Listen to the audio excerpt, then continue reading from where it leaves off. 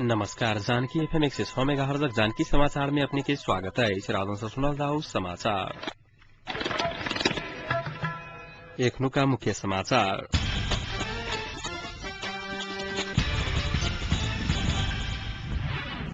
क्रांतिकारी पत्रकार संघ धुनसाक अधिवेशन सम्पन्न। अध्यक्ष में दीपेन्द्र सिंह सर्वसम्मति से चयन। रतहट जिला अस्पताल गौर में तोड़फोड़। नेकपा माओवादी अवरोध खड़ा कर सकैया एमाले नेता नेपाल कहब। गोरखाक मनास्लो हिमाल के हिउँ में पड़कर 9 की मृत्यु 18 घायल कतको बेपत्ता। सर्लाहिक 749 सहकारी में से 334 निष्क्रिय। अब मोहम्मद के अपमान करवाला चलचित्र निर्माता के हत्या करवाला के $1 लाख के पुरस्कार घोषणा। क्रांतिकारी पत्रकार संघ धुनसाक प्रथम जिला अधिवेशन आई सम्पन्न भलाई। जिला विकास समिति धुनसाक सभाकक्ष में सम्पन्न अधिवेशन से अध्यक्ष में सर्वसम्मति से दीपेन्द्र सिंह निर्वाचित भलाई। तैना उपाध्यक्ष में प्रमोद कुमार शाह, सचिव में रामेपाल महरा, सहसचिव में प्रीति झा, कोषाध्यक्ष में मनिका खतिवाड़ा चयन भेल। सदस्य सब में दीपक कर्ण, नेहा झा, रीता लामा, विनय सिंह, गोविन्द महतो रहल। तैना संघक सलाहकार समिति में भरत अधिकारी, गणेश खरेल आ संजीव मण्डल रहल। नेपाल पत्रकार महासंघ केन्द्रीय महासचिव ओम प्रकाश शर्मा प्रमुख अतिथि में सम्पन्न अधिवेशन से नवकाय समिति गठन कयल गेल।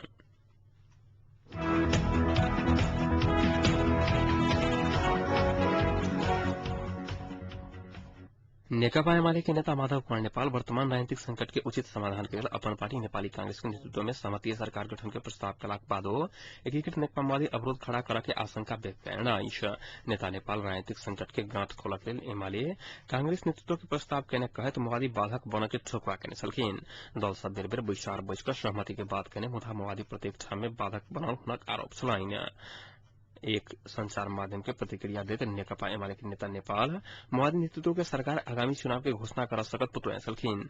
वो सहमति के आधार संविधान सभा आ संसदीय निर्वाचन के घोषणा करके उल्लेख करे संविधान सभा 6 महीना के लेल मात्र होबे के बाकी समय संसदीय हाथ स्पष्ट करे छलखिन।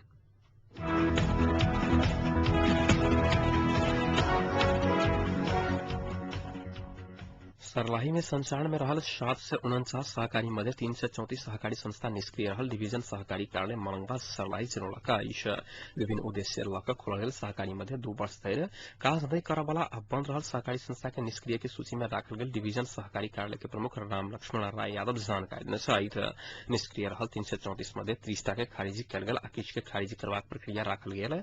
यादव बतौने छलखिन। यादव एहि वर्ष निष्क्रिय रहल 12 सहकारी के खारिजी कयल गेल जानकारी देने छलखिन। निष्क्रिय में रहल अधिकांश सहकारी सब जिला के दक्षिणी गाविस में खोलल गेल सहकारी कार्यालय जनौलका अछि।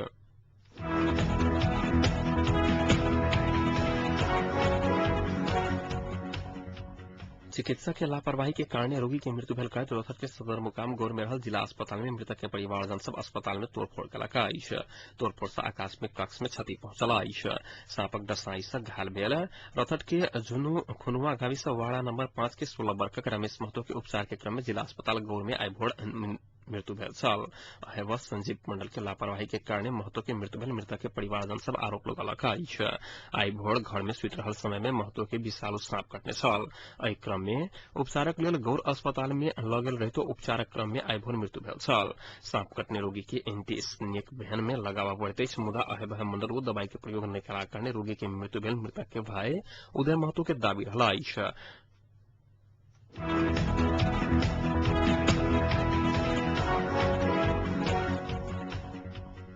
गोरखाक मनास्लो हिमाल के हिउँ पहिरो में पड़ि क 9 गोटे पर्यटक के मृत्यु भेल त किछु बेपत्ता भेल अछि। पहिरो में अन्य 18 गोटे घायल भेल अछि। पहिरो में पड़ि मृत्यु होवला सबक नाम ठेगाना खुजा नहीं सकल अछि। गोरखा के उत्तरी गाविस समा गांव के वड़ा नंबर 4 के 7000 मीटर ऊंचाई पर मनास्लो हिमाल के बेस कैंप में हिम पहिरो खेलल गेल छल। हिम पहिरो गेल छल।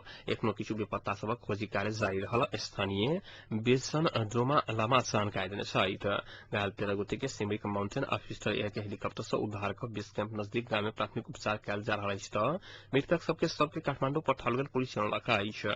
प्रहरी नायब पुलिसक बसनेत कुंवर के अनुसार मलास्टू बेस कैंप के 2 आ 3 नंबर में आयल पहिरो के कारण पर्यटक सब बेपत्ता भेल छल।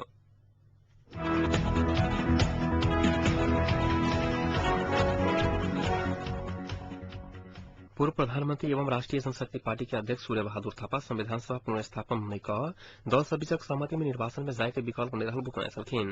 दल सब बीच में सहमति नहीं भेल अवस्था में संविधान सभा के पुनर्स्थापन कर दोसर गलती करे के नहीं मिलत हुआ कहब छलनि।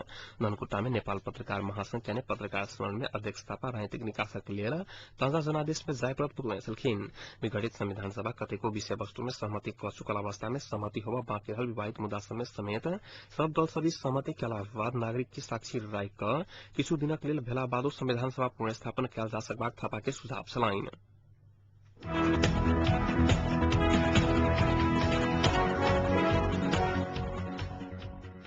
मोहन वैद्य नेतृत्व के नेकपा माओवादी आगामी चुनावी सरकारक नेतृत्व दावी करत। भावी सरकारक नेतृत्व के लिए माओवादी कांग्रेस आ मधेसी मोर्चा दावी प्रस्तुत कर रहल समय माओवादी समेत थपायल अछि। निर्वाचन में जाय वाला सब दल सभी सहमति भेला बादो चुनावी सरकार के दावी अपन पार्टी समेत करत माओवादी सचिव नेतृत्व विक्रम चंद जानकारी देने छलखिन।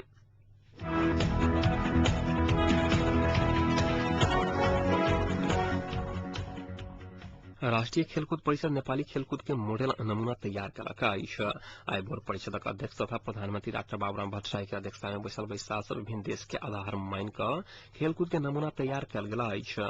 प्रधानमंत्री निवास बालुआटार में बैसल बैसार से पड़ोसी देशक नमूना के आधार मान नेपाल में खेलकूद नमूना तैयार केने परिषदक सदस्य सचिव युवराज लामा जानकारी देने छलखिन। बैसारक बाद लामा जापानी, चीनिया आ भारतीय नमूना में आधारित पर नेपाली खेलकूद के नमूना तैयार केने बतौने छलखिन। बैसार विद्यालय खेलकूद विकास बोर्ड आ विद्यालय खेलकूद संगठन करबाक निर्णय सेहो कयलक अछि। बैसार ओलंपियन भूपेन्द्र सिलवाल आ गंगा बहादुर थापा के नाम में राष्ट्रीय प्रतिभा खेल पुरस्कार स्थापना करबाक निर्णय सेहो कयने सचिव लामा जानकारी देने छलखिन। तहिना पोखरा के पर्वतारोहण खेल संग्राम के रूप में विकास करबाक उद्देश्य से आगामी क्षेत्र में पोखरा खेल महोत्सव आयोजना करबाक निर्णय बैसार कयने अछि। बैसार में प्रधानमंत्री भट्टराई खेलकूद के विकास में लागत परिषद के निर्देशन सेहो देलनि।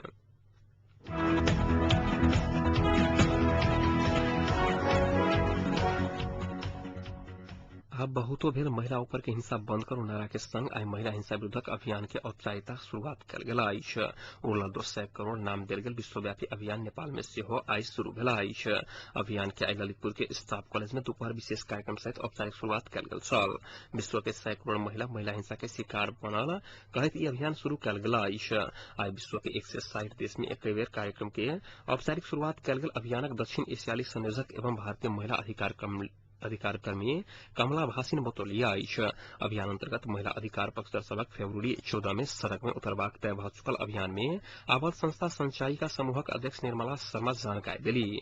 नेपाल में राष्ट्रीय महिला आयोग सहित सब गैर सरकारी संस्था सब अभियान में आबद्ध भेल सेहो जानकारी देली।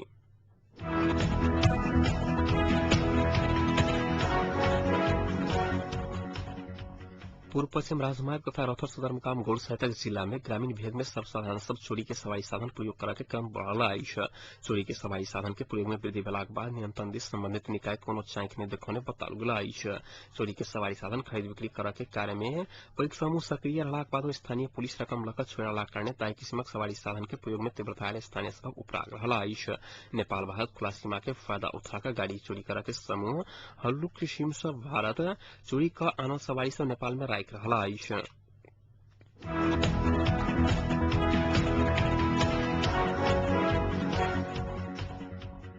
अब एकटा अंतर्राष्ट्रीय प्रसंग। पाकिस्तान के रेल मंत्री गुलाम अहमद बिलोर मुसलमान सबके नेता पैगंबर मोहम्मद के अपमान करके चलचित्र निर्माता के हत्या करे वाला व्यक्ति के $1 लाख पुरस्कार देवे के घोषणा केने छथि।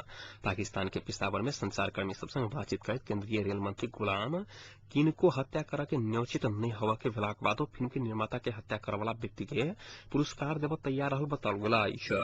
ओ पश्चिमी देश सबके चलचित्र निर्माण रोका के लिए उचित कानून बनावे पड़े के मांग केने अछि। अमेरिका में निर्माण भेल एक चलचित्र मुस्लिम विरोधी भेल कहैत विश्वभरि विरोध भ रहल आ 19 गोटे के मृत्यु भ चुकल अंतर्राष्ट्रीय संचार माध्यम सब जनौलक अछि।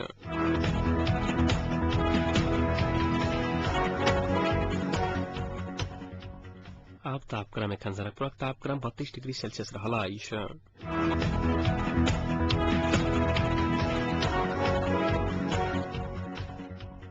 प्रमुख समाचार अंत में पुनः एक बेर फेर सँ।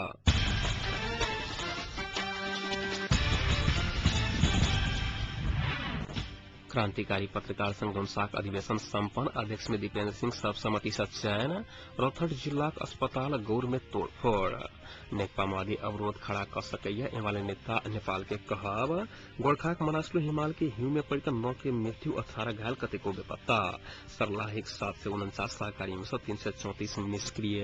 अब मोहम्मद के अपमान करने वाला चलचित्र निर्माता के हत्या करने वाला के $1 लाख पुरस्कार के घोषणा। अहिक संग इखनुका जानकी समाचार एतै सम्पन्न होइत अछि। पुनः 9:55 में जानकी समाचारक संग उपस्थित बेटा करब। ताधरि के लिए सुनते जानकी FM 106 मेगाहर्ट्ज। नमस्कार।